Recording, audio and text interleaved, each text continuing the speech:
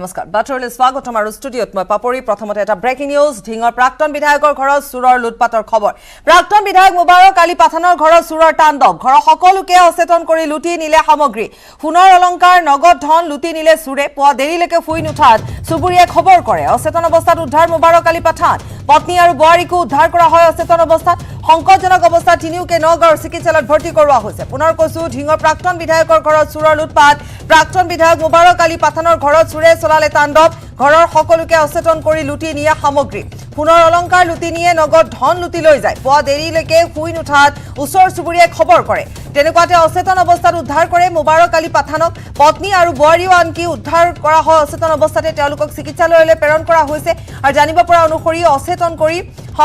সামগ্ৰী ইতিমধ্যে লুটি লৈ গৈছে আৰু তাৰ ভিতৰত সোণৰ অলংকাৰ আছে অন্যান্য সামগ্ৰী আছে নগদ ধন আছে এসমূহ লুটি লৈ গৈছে চুৰে চলালে তাণ্ডৱ ঢিঙৰ প্ৰাক্তন বিধায়কৰ ঘৰত চুৰে লুটি লৈ যায় বহুখিনি টকাৰ সামগ্ৰী নগদ ধন লুটি লৈ গৈছে আৰু ইতিমধ্যে কোৱাই হৈছে যে পৰিয়ালৰ লোকক অচেতন কৰি এনে ধৰণে ধন লুট কৰি লৈ গৈছে চুৰে সন্ত্ৰাস সৃষ্টি কৰিছে আমি দেখুৱাইছো ভিতৰ ভাগৰ দৃশ্য দেখুৱাইছো সকলোখিনি লুটপাট কৰি কেনে ধৰণে লৈ গৈছে আলমাৰি ভাঙি থৈ গৈছে আৰু ইতিমধ্যে যিসকল পৰিয়ালৰ লোক তেওঁলোক অচেতন অৱস্থাত যেহেতু ওচৰ চুবুৰীয়াই উদ্ধাৰ কৰিছে আৰু উদ্ধাৰ কৰি চিকিৎসালয়লৈ প্ৰেৰণ কৰা হৈছে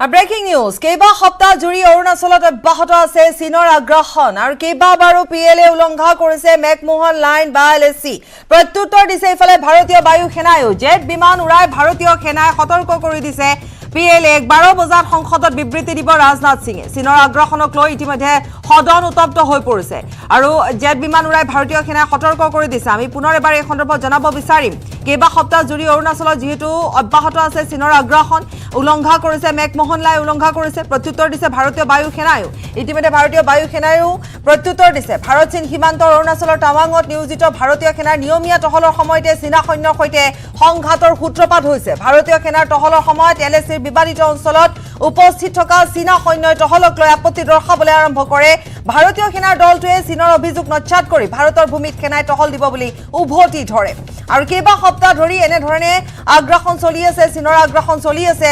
ইতিমধ্যে প্ৰত্যুত্তৰ দিছে ভাৰতীয় বায়ু সেনাই প্ৰত্যুত্তৰ দিছে ভাৰতৰ চীন সীমান্তৰ অৰুণাচলৰ টাৱাঙত নিয়োজিত ভাৰতীয় সেনাৰ নিয়মীয়া টহলৰ সময়তে চীনা সৈন্যৰ সৈতে সংঘাতৰ সূত্ৰপাত ঘটিছে ভাৰতীয় সেনাৰ টহলৰ সময়ত এলএচিৰ বিবাদিত অঞ্চলত উপস্থিত থকা চীনা সৈন্যই টহলক লৈ আপত্তি দৰ্শাবলৈ আৰম্ভ কৰে পুনৰ কৈছো যে চীনা সৈন্য টহলক লৈ যেতিয়া আপত্তি দৰ্শাবলৈ আৰম্ভ কৰে ভাৰতীয় সেনাৰ দলটোৱে চীনৰ অভিযোগ ইফালে নচ্ছাত কৰি ভাৰতৰ ভূমিত সেনাই টহল দিব বুলি উভতি ধৰে আৰু দুয়ো পক্ষৰ মাজতে সেই সময়ছোৱাতে সংঘাতৰ আৰম্ভণি হয় আৰম্ভণিতে ভাৰতীয় সেনাৰ সংখ্যাও কম আছিল কিন্তু কেইমিনিটমানৰ ভিতৰতে বেকআপ টিম আহি উপস্থিত হয় তেতিয়া চীনা সৈন্যৰ সমান হয় ভাৰতীয় সেনাৰ সংখ্যা সমান হয় যেতিয়া ভাৰতীয় সেনাৰ সংখ্যাও সমান হয় দুয়ো দেশৰ সংঘৰ্ষত আহত হৈছে দুই দেশৰ কেইবাগৰাকীও সেনা সংঘৰ্ষত অধিক সংখ্যক চীনা সৈন্য আহত হৈছে বুলি শেহতীয়া খবৰ অনুসৰি আমি জানিব পাৰিছো আৰু পুনৰ কৈছো যে কেইবা সপ্তাহ ধৰি এনে ধৰণে যেহেতু আগ্ৰাসন চলি আছে চীনৰ আগ্ৰাসন চলি আছে গতিকে কেইবা সপ্তাহ জুৰি এনে ধৰণে চীনৰ আগ্ৰাসন চলি আছে কেইবাবাৰো পিএলএ উলংঘা কৰিছে মেকমোহন লাইন বা এলএচি প্ৰত্যুত্তৰ ইফালে ভাৰতীয় বায়ু সেনাই দি আছে আমি সেয়াও কৈছো জেট বিমান উৰাই ভাৰতীয় সেনাই সতৰ্কও কৰি দিছে আৰু আজিৰ দিনটোত 12 বজাত সংসদত বিবৃতি দিব ৰাজনাথ সিঙে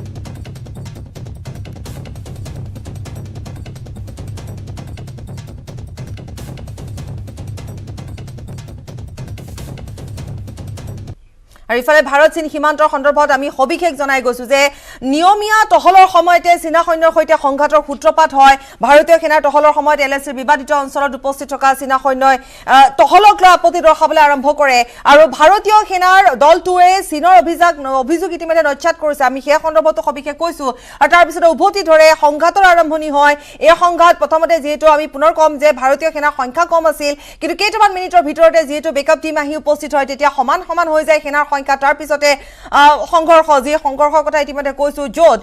দুই দেশৰে কেইবাগৰাকীও সেনা আহত হৈছে আৰু অধিক সংখ্যক চীনা সৈন্য আহত হৈছে ভাৰতীয় সেনাৰ দলটো শিখ আৰু জাট ৰেজিমেণ্ট আছিল আহত 10 গৰাকী ভাৰতীয় সেনাক বশিষ্ঠৰ বেছ হাস্পতালত ভৰ্তি কৰোৱা হৈছে 9 ডিসেম্বৰৰ নিশা সংঘটিত হৈছিল এই ভয়ংকৰ ঘটনা এই ঘটনা 9 ডিসেম্বৰৰ নিশা সংঘটিত হৈছিল আৰু এই সংঘৰ্ষ 9 ডিসেম্বৰৰ নিশা সংঘটিত হৈছিল প্ৰথমতে টহলক লৈ সংঘাত হৈছিল যে কিয় টহল দিব আৰু তাকে লৈ যেহেতু দুই পক্ষৰ মাজত প্ৰথমতে কথা কটি তাৰ পিছতে সংঘৰ্ষ আৰম্ভ হয় আৰু এই সংঘৰ্ষত ইতিমধ্যে আমি কৈছো যে যথেষ্টখিনি চীনা সৈন্য আহত হৈছে 500 সেনা বাহিনীলৈ চীনে আক্ৰমণ চলায় পুনৰ কৈছো যে 500 সেনা বাহিনীলৈ চীনে চলাইছিলে আক্ৰমণ চীনৰ আক্ৰমণৰ পিছতে ভাৰতে সমুচিত প্ৰত্যুত্তৰ দিয়ে আৰু হিয়া হয়তো চীনা সেনা বাহিনীয়ে কল্পনাই কৰিব পৰা নাছিল পিটিআই সূত্ৰ প্ৰকাশ পাইছে এনে বহুত নতুন তথ্য এবিৰে দুই দেশৰ সেনাৰ সংঘৰ্ষৰ পিছতে উভয় দেশৰ কমাণ্ডাৰৰ ফ্ল্যাগ মিটিং অনুষ্ঠিত হৈছে আৰু এই বৈঠকত সীমান্তত শান্তি বৰ্তাই ৰখাৰ সিদ্ধান্ত লয় দুই ৰাষ্ট্ৰই চীন ভাৰতৰ সংঘাতৰ পিছতে আজি সদনত বিবৃতি দিব প্ৰতিৰক্ষা মন্ত্ৰী ৰাজনাথ সিঙে উল্লেখযোগ্য যে 2020 চনৰ গলৱান সীমান্তত হোৱা সংঘৰ্ষৰ পিছত এইবাৰ পুনৰ টাৱাং সীমান্তত আক্ৰমণ চলালে চীনা সৈন্য আনহাতে চীনা সৈন্যৰ আক্ৰমণৰ পিছতে এতিয়া বিৰোধী কংগ্ৰেছ সৰব হৈ উঠিছে মঙলবাৰে সদনত কংগ্ৰেছে উত্থাপন কৰিব সীমান্তৰ সংঘৰ্ষৰ বিষয়টো সীমান্তৰ সংঘৰ্ষৰ বিষয় সন্দৰ্ভত ইতিমধ্যে আমি পুনৰ এবাৰ জনাব বিচাৰিম যে কি ঘটনা 9 ডিসেম্বৰত সংঘটিত হৈছিল প্ৰথমে নিয়মীয়া টহলৰ সময়তে চীনা সৈন্যৰ সৈতে সংঘাতৰ সূত্ৰপাত হয় ভাৰতীয় সেনাৰ টহলৰ সময়ত এলএচিত বিবাদিত অঞ্চলত উপস্থিত থকা চীনা সৈন্যই ভাৰতীয় সেনাই টহল দিয়াক লৈ আপত্তি দৰ্শায় ভাৰতীয় সেনাৰ দলটোৱে চীনাৰ অভিযোগ নচ্ছাত কৰে ভাৰতৰ ভূমিতে সেনাই টহল দি আছে আৰু টহল দি থাকিব বুলি কয় তাকে লৈ যেহেতু সংঘাতৰ সৃষ্টি হয় আৰম্ভণিত ভাৰতীয় সংখ্যা যেহেতু কম আছিল সেনা সংখ্যা পাছলৈ সেয়া সমান হয় আৰু এই যুঁজ আৰম্ভ হয় সংঘৰ্ষ আৰম্ভ হয় বহু কেইজন সেনা ইতিমধ্যে আমি কৈছো যে আহত হৈছে চীনা সৈন্য আহত হৈছে ইফালে এই সংঘৰ্ষৰ ফলত দলটোত ভাৰতীয় সেনাৰ দলটো শিখ আৰু জাট ৰেজিমেণ্ট আছিল 10 গৰাকী ভাৰতীয় সেনাক ইতিমধ্যে বশিষ্ঠৰ বেছ হাস্পতালত ভৰ্তি কৰোৱা হৈছে চিকিৎসাধীন অৱস্থাত ৰখা হৈছে 500 সেনা বাহিনীলৈ চীনে আক্ৰমণ চলায় চীনৰ আক্ৰমণৰ পিছতে ভাৰতে সমুচিত প্ৰত্যুত্তৰ দিয়ে আৰু হয়তোবা চীনে এই কথা কেতিয়াও কল্পনাই কৰিব পৰা নাছিল আৰু এই পিটিআইৰ সূত্ৰতে কথা প্ৰকাশ পাইছে বহু নতুন তথ্য ইতিমধ্যে পোৱা গৈছে আৰু ইপিনে দুই দেশৰ সেনা সংঘৰ্ষৰ পিছতে উভয় দেশৰ কমাণ্ডাৰে ফ্ল্যাগ মিটিং অনুষ্ঠিত কৰিছে আৰু এই বৈঠকৰ সীমান্তত শান্তি বৰ্তাই ৰখাৰ সিদ্ধান্ত লৈছে দুই ৰাষ্ট্ৰই চীন ভাৰতৰ সংঘাতৰ পিছতে আজি সদনত বিবৃতি দিব প্ৰতিৰক্ষা মন্ত্ৰী ৰাজনাথ সিঙে चीनी ट्रुप्स के बीच में तवांग के एरिया में झड़प हुई है चीन की सेना ने लाइन ऑफ एक्चुअल कंट्रोल को क्रॉस करने की कोशिश की हिंदुस्तान के सैनिकों ने डट कर उनका मुकाबला किया और उस झड़प में कुछ हमारे सैनिक घायल हुए और चीन के ज़्यादा सैनिक घायल हुए उसके बाद दोनों कमांडर्स के बीच में फ्लैग मीटिंग हुई और फ्लैग मीटिंग के बाद में वहाँ डिसएंगेजमेंट हो गया और दोनों सेनाएं अपनी अपनी जगह पर लौट गई हैं लेकिन 2006 से लेके इस इलाके में अनेकों बार झड़पें हुई हैं क्योंकि दोनों साइड का जो परसेप्शन है लाइन ऑफ एक्चुअल कंट्रोल का वो अलग अलग है और दोनों साइड अपने अपने परसीव्ड परसेप्शन के मुताबिक पेट्रोलिंग करती हैं लेकिन हिंदुस्तान ने साफ तौर पे कहा है कि हम किसी प्रकार से 1 इंच लैंड को भी ऑक्यूपाई नहीं करने देंगे और हिंदुस्तान ने जिस माफिक कार्रवाई की है चीन को साफ तौर पे नज़र आना चाहिए कि आज का भारत जो है 1962 का भारत नहीं है हम हर प्रकार से तैयार हैं उसको मुंह तोड़ जवाब देने के लिए गलवान में जिस तरह से हमारे भारतीय सैनिकों ने चीनी सैनिकों को बहुत कड़ी टक्कर दी थी और उन्हें परास्त किया था एक तरह से तो उसी प्रकार से चाइना अभी थोड़ा सा डरा हुआ है बार बार चाइना हमारे देश के अंदर घुसने की कोशिश करता है 9 दिसंबर को भी यह हुआ था कि तवांग में अरुणाचल के बॉर्डर के ऊपर चीनी सैनिकों ने अंदर घुसने की कोशिश की और हमारे सैनिकों ने उन्हें पीछे धकेला है और चाइना ये फिर से ना करे इसके लिए कमांडर लेवल के टॉक्स हो रहे हैं फ्लैग मीटिंग्स हो रहे हैं अभी तो सिचुएशन शांत है लेकिन जो सिचुएशन आगे चल रही है जो बन रही है जो टेंशन है बॉर्डर के ऊपर इसका समाधान ये होना चाहिए वरना चाइना को ये पता है कि भारत उसे मुंह तोड़ जवाब देगा और भारत अभी सुनने वाले देशों में से नहीं है अतिक्रमण उससे वजह से नहीं है अतिक्रमण का वो जो विषय होता है आज मैं नहीं बोलूंगा क्योंकि आज भारत बहुत ताकतवर देश है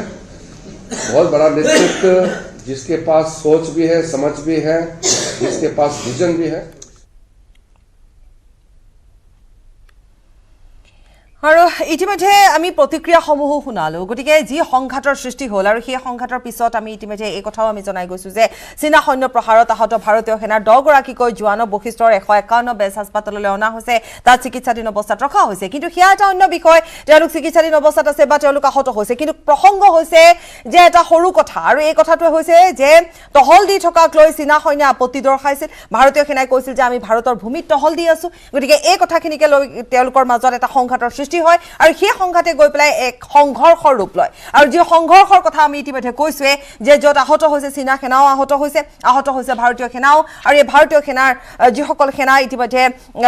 আহত হৈছে তেওঁলোকক চিকিৎসালয়ত ভৰ্তি কৰোৱা হৈছে তেওঁলোকক বশিষ্ঠৰ বেছ কেম্পত ৰখা হৈছে আৰু এই ঘটনা হৈছে 9 ডিচেম্বৰৰ ঘটনা কিন্তু এইবাৰ দেখিবলৈ পোৱা গৈছে যেহেতু যিখিনি প্ৰতিক্ৰিয়াৰ কথা আমি কৈছোৱে সেই প্ৰতিক্ৰিয়াখিনিত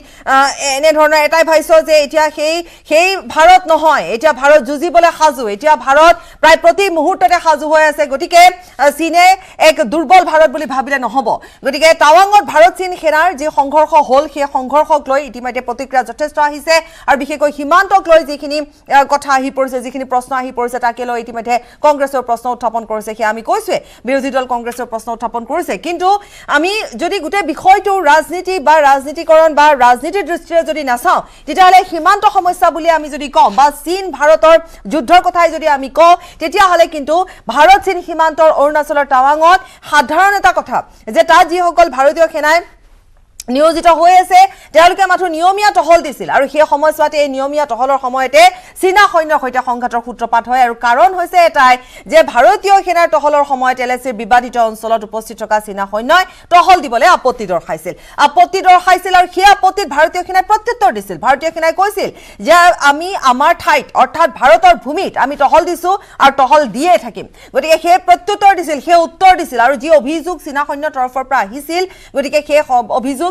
ভাৰতীয় সেনাই নস্যাৎ কৰিছিল তেওঁলোকে কৈছিলে যে আমি ভাৰতৰ ভূমিত আছো আৰু আমি ভাৰতৰ ভূমিত টহল দিবলৈ আমাৰ অধিকাৰ আছে আৰু তাকে লৈ যেহেতু এক সংঘাতৰ সৃষ্টি হয় আৰু সেই সংঘাতে এটা সংঘৰ্ষৰ ৰূপ লয় এতিয়া গোটেই কথাখিনি সামৰি আমি ডেপুটি এডিটৰ নিলয় ভট্টৰ ওচৰলৈ যাম নিলয় ভট্টই আমাক এই মুহূৰ্তৰ কথাখিনি জনাব প্ৰতিক্ৰিয়া জনাব আৰু সংঘৰ্ষৰ কথাৰ উপৰিও নিলয় ভট্টই আমাক জনাব যি কেইগৰাকী ইতিমধ্যে আহত অৱস্থাত আছে তেওঁলোকক বেছ কেম্পত চিকিৎসাত ৰখা হৈছে চিকিৎসালয়ত বশিষ্ঠত গতিকে সকলোখিনি সামৰি আমাক নিলয় ভট্টই জনাব নিলয় ভট্ট যি সীমাৰ কথা কলো আমি যি সীমান্ত সমস্যাৰ কথা কলো আমি যি সংঘৰ্ষৰ কথা কলো আমি যি যুদ্ধৰ কথা কলো আমি আপোনাৰ পৰা আমি আৰু অধিক জানিম বাপৰি প্ৰথমতে দুটা কথা এটা কথা হ'ল প্ৰতিৰক্ষা মন্ত্ৰী ৰাজনাথ সিঙে 12:30 বজাত সদনত তেখেতৰ ভাষ্য ৰাখিব এই ভাৰত চীনৰ যি এক সংঘৰ্ষ টাৱাঙৰ সেই সংঘৰ্ষৰ তেখেতে স্পষ্টীকৰণ দিব তাৰ বৰ্তমান স্থিতি কি সেয়া জনাব যেহেতু আমি এতিয়ালৈকে যিখিনি তথ্য যুগুতাই আছো বা যি তথ্য আমাৰ হাতত আছে সেই তথ্যৰ কিন্তু এতিয়াও ভাৰতীয় সেনাই কোনো তাত স্পষ্টীকৰণ দিয়া নাই বা সদৰি কৰা নাই এই তথ্যখিনি কোৱা হৈছে যে 10 গৰাকীকৈ ভাৰতীয় সেনা বৰ্তমান বৈশিষ্ট্যস্থিত 151 আৰ্মিৰ বেছ হস্পিটেলত চিকিৎসাধীন হৈ আছে কিন্তু সেই সংখ্যাও কিন্তু এতিয়ালৈকে কোনো স্পষ্টীকৰণ নাই তাৰ মাজতে এএনআই সূত্ৰমতে আনটা কথা খুব গুৰুত্বপূৰ্ণ কথা পোহৰলৈ আহিছে সেয়া হৈছে যে বিগত 2-3 সপ্তাহত ভাৰতীয় বায়ু সেনাই স্ক্ৰেম্বল কৰিবলগীয়া হৈছে বা খুব ততাতৈয়াকৈ বায়ু সেনাৰ প্লেন টাৱাঙৰ ইণ্ডো চাইনাৰ বৰ্ডাৰৰ ওপৰেদি উৰাবলগীয়া হৈছে কাৰণ চাইনাই এয়াৰ স্পেচ ভায়োলেট কৰিছে বা বায়ু সীমা যি আছে সেই সীমা উলংঘন কৰিছে চীনে সেই এটা খুব গুৰুত্বৰ কথা যদি তেনেকুৱা অৱস্থা হৈছে তেতিয়াহ'লে কিন্তু যে কালি আমি কৈছিলোঁ যি ইয়াংছে পইণ্টত 9 তাৰিখে যি ভাৰতীয় সেনা আৰু চীনী সেনা বা PLAৰ সেনাৰ যি সংঘৰ্ষ হৈছে যি হতাহতি হৈছে আৰু যি তৰ্কাতৰ্কি হৈছে তাৰ ফলত যি কোৱা হৈছে যে দুই পক্ষৰে কিছু সেনা অকণমান খুব একেবাৰে গুৰুতৰ নহয় কিন্তু আঘাতপ্ৰাপ্ত হৈছে অকল কিন্তু স্থলতো নহয় তেতিয়াহ'লে কিন্তু বায়ু সীমাটো কিন্তু উল্লংঘন কৰিছে চীনে আৰু চীনৰ এটা পৰিকল্পিতভাৱে চীন আগুৱাই গৈছে ইয়াৰ কাৰণ আছে ইয়াৰ কাৰণটো মই যদি ক'ব বিচাৰোঁ তাত কোৱা হৈছে যে 2008ত ইয়াংছেত এটা ডাঙৰ বুদ্ধৰ মূৰ্তি আছিলে সেই মূৰ্তি PLA নিলয় ভট্ট মই অকণমান আপোনাক ৰখাম এটা ভাষ্য আছে আমি আগবঢ়াই ল'ব বিচাৰিম নিলয় ভট্ট মই অকণমান 1 মিনিট আপোনাক ৰখাম पूर्वक आपसे अनुरोध करना है कि देश की संप्रभुता से सुरक्षा से बड़ा कुछ नहीं है जब से ये सरकार आई है चीन जब चाहे हमारे यहाँ टहलता हुआ चला आता है। सर हमने स्टेटमेंट मांगे थी विषय पर माननीय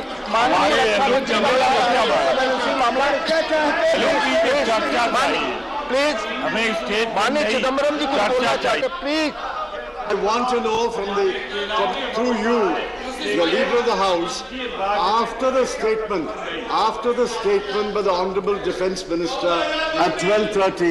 will there be a discussion or not? माननीय आप सबने सुना माननीय चिदम्बरम साहब ने, जो बड़े वरिष्ठ व्यक्ति हैं और देश की राजनीति में उनकी एक अपनी अलग पहचान है और अनुभव भी है। इस संवेदनशील मुद्दे पर हाउस में किस रूप में डिस्कशन होता है, आप सब देश के लिए कंसर्न है, आप खुद जानते हैं, उसकी मर्यादा आप जानते हैं, और क्या परंपरा रही है सदन की आप ये भी जानते हैं। नहीं, माननीय रक्षा मंत्री आएंगे, बयान देंगे, उसके बाद आप इस मामले की संवेदनशीलता समझते हुए इस please we are not discussing now this issue. I gave you an opportunity. We are not discussing this issue now. Let the defense minister come. He will give his statement. He will place his statement. Please. Now 0 hour. Dr. Radha Mohan Das Agrawal. 0 hour. माननीय उपसभापति महोदय, मैं आपका आभारी हूं। देश की उच्च शिक्षा देश का भविष्य है। भारत सरकार ने उच्च शिक्षा की गुणवत्ता मानक, उसके पाठ्यक्रम को नियंत्रित करने के लिए यूनिवर्सिटी ग्रांट कमीशन एक्ट की स्थापना की है और विश्वविद्यालय अनुदान आयोग का चयन हुआ है। विश्वविद्यालय अनुदान आयोग अपने रेगुलेशंस में यह स्पष्ट रूप से बताता है कि देश के सारे विश्वविद्यालयों में कुलपतियों की नियुक्ति किन नियमों के तहत की जानी चाहिए। विश्वविद्यालय अनुदान आयोग कहता है कि एक सर्च कमेटी बनाई जाएगी, जिस सर्च कमेटी में कोई भी नॉन एकेडमिक व्यक्ति नहीं होगा। यह सर्च कमेटी कम से कम 3 और संभव हो तो 3 से 5 लोगों के नाम का पैनल सिर्फ चांसलर को भेजेगी। की बात ही रिकॉर्ड पे जा रही है, प्लीज। चांसलर को भेजेगी। चांसलर उस 3 और 5 के नाम के पैनल से किसी एक नाम का चयन करेगा। अगर सर्च कमेटी 3 से कम के नाम भेजती है तो ऐसा कोई भी चयन अगर होता है तो वो ऐड ए वीडियो होगा, अर्थात अपने चयन के दिन से ही वो नल एंड वाइड हो जाएगा। माननीय उच्चतम न्यायालय ने एक राज्य के, मैं उस राज्य का नाम यहाँ नहीं ले रहा हूँ, एक राज्य के APJ अब्दुल कलाम विश्वविद्यालय के कुलपति के चयन को नल एंड वाइड घोषित किया। उसके बाद हाईकोर्ट ने उसी राज्य के एक दूसरे विश्वविद्यालय कुफोस, उनके चयन को वाइस चांसलर के चयन को नल एंड वाइड घोषित किया गया। আৰু ৰাজ্যসভাত বিশেষকৈ এই সংঘাতক লৈ এক তাত কেনেকুৱা ধৰণৰ এটা উত্তপ্ত পৰিৱেশৰ সৃষ্টি হৈছে। গতিকে সেয়া আমি দেখুৱালো। আমি এই মুহূৰ্তত আমি পুনৰ এবাৰ নিলয় ভট্টৰ ওচৰলৈ যাম। নিলয় ভট্টৰ কথাখিনি আধৰুৱা হৈ আছিলে, গতিকে আমি পোনে যাম। আমি আপোনাৰ পৰাই আৰম্ভ কৰিম। এই মুহূৰ্তত আমি দেখিব পালো যে সদনত কেনেকুৱা উত্তাল পৰিস্থিতি। কংগ্ৰেছ প্ৰস্তুত হৈ আহিছে চৰকাৰক ঘেৰাও কৰিবলৈ, হাউচ এডজাৰ্ণ কৰিবলৈ। এই চীনৰ যি এক আক্ৰমণ ভাৰত अरुणाचल में 8 की देर रात और 9 की सुबह घटी घटनाओं का हवाला देते हुए विपक्ष ने बहुमूल्य प्रश्नकाल को स्थगित करवा दिया। इसका कोई औचित्य इसलिए नहीं था कि पार्लियामेंट्री अफेयर्स मिनिस्टर ने स्पष्टता से कह दिया था कि 12 बजे इस देश के रक्षा मंत्री श्री राजनाथ सिंह जी इस विषय पर सदन के सामने अपना बयान रखेंगे। जब बयान रखने की बात कर ही दी तो इसका कोई औचित्य नहीं था। मुझे भी थोड़ा आश्चर्य लगा। फिर मैंने प्रश्नकाल के सूची को देखा तो 5 नंबर का प्रश्न देखकर मैं इनकी चिंता समझ गया। 5 नंबर के प्रश्न है राजीव गांधी फाउंडेशन के FCRA रजिस्ट्रेशन को रद्द करने के बारे में। अब उन्हीं के कांग्रेस के ही सदस्य के द्वारा यह प्रश्न पूछा गया और जवाब में बहुत स्पष्ट था। अगर तो मौका देते तो मैं सदन के पटल पर भी बताता कि राजीव गांधी फाउंडेशन को 2005 से और 6-7 के वित्तीय वर्ष में चीनी दूतावास से 1,35,00,000 रुपए का अनुदान प्राप्त हुआ था। चूंकि FCRA के कानून और उसकी मर्यादाओं के अनुरूप नहीं था, तो नोटिस देकर पूर्णतया कानूनी प्रक्रिया का अनुपालना करते हुए गृह मंत्रालय ने इसका रजिस्ट्रेशन रद्द किया था। फाउंडेशन ने अपना रजिस्ट्रेशन सामाजिक कार्यों के लिए करवाया है और ये जो राशि चीनी दूतावास से मिली, इसका उपयोग भारत चीन संबंधों के विकास पर शोध करने के लिए ये पैसा दिया गया है। अब मैं कांग्रेस पार्टी को पूछना चाहता हूं कि इन्होंने शोध तो जरूर किया होगा, क्या उनकी शोध में 1962 में जो हजारों हेक्टेयर भूमि भारत की चीन ने हड़प ली, वो शामिल था क्या? और शोध इस पर किया तो रिपोर्ट क्या आई है? नेहरू जी के प्रेम के कारण सुरक्षा परिषद में भारत की स्थायी सदस्यता बलि चढ़ गई। इस विषय को उन्होंने शोध का विषय बनाया था क्या? और अगर बनाया था तो इसका नतीजा क्या हुआ? जिस वक्त गलवान के अंदर हमारे सेना के वीर जवान चीनियों से भिड़ रहे थे, उस वक्त चीनी दूतावास के अधिकारियों को कौन रात्रि भोज दे रहा था? वो उनकी शोध का विषय था क्या? अगर था तो उसका नतीजा क्या हुआ? जब उनकी सरकार थी तो 2006 में भारत में चीन के दूतावास ने पूरे अरुणाचल और पूरे नेफा पर दावा कर दिया। वो उनकी शोध का विषय था क्या?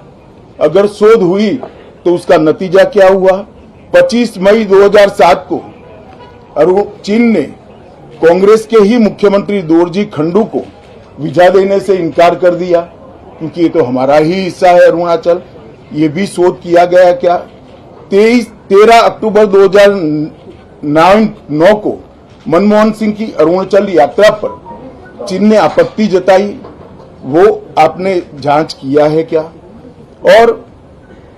2010 में चीन ने जम्मू कश्मीर के लोगों को स्टेपल वीजा जारी करने की प्रथा शुरू की, ये भी क्या आपका शोध का विषय था? 2011 में कांग्रेस सरकार ने चीन की धमकी के बाद हमारे रोड और वाइटल बॉर्डर इंफ्रास्ट्रक्चर्स का निर्माण डैम चौक में रोक दिया। ये क्यों रोका गया, इसकी भी शोध की है। मैं कांग्रेस पार्टी को पूछना चाहता हूं, ये दोगला रवैया जनता के सामने नहीं चलता है। जनता सब देख रही है, आपके परिवार द्वारा আৰু হয়তো কিছু সময় পিছতে প্ৰতিৰক্ষা